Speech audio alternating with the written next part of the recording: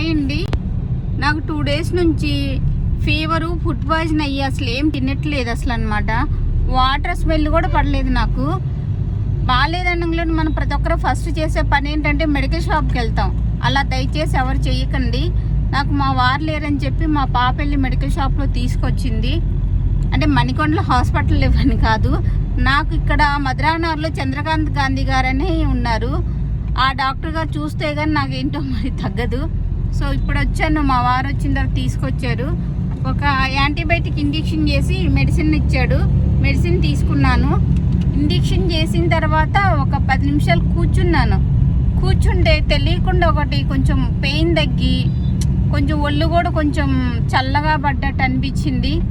ఇంకా బయలుదేరి ఇంటికి వెళ్తున్నాము. ఇంటికి వెళ్ళి ఇంకేమన్నా తినేసేసి 3 డేస్ నుంచి అసలు ఏం తినలేదు.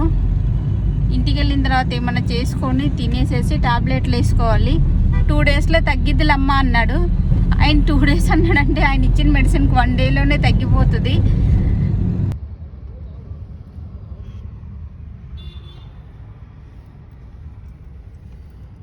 బాబాయ్ హోటల్లో టిఫిన్ తీసుకున్నామండి.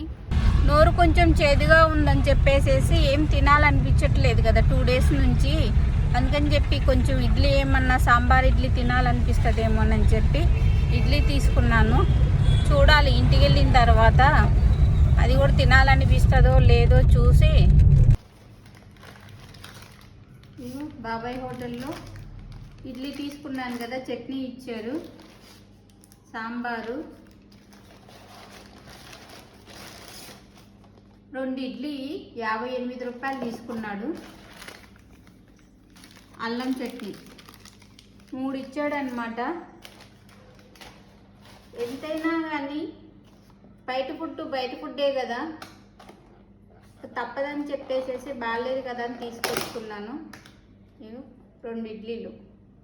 ఇవి ఫ్రెండ్స్ ఇడ్లీలు, అల్లం చట్నీ, సాంబారు, చట్నీ 3 ఇచ్చాడు. 58 రూపీస్ తీసుకున్నాడు అనమాట 2 ఇడ్లీలకి. ఒక దాంట్లో లైట్గా నెయ్యి వేయించుకున్నాను.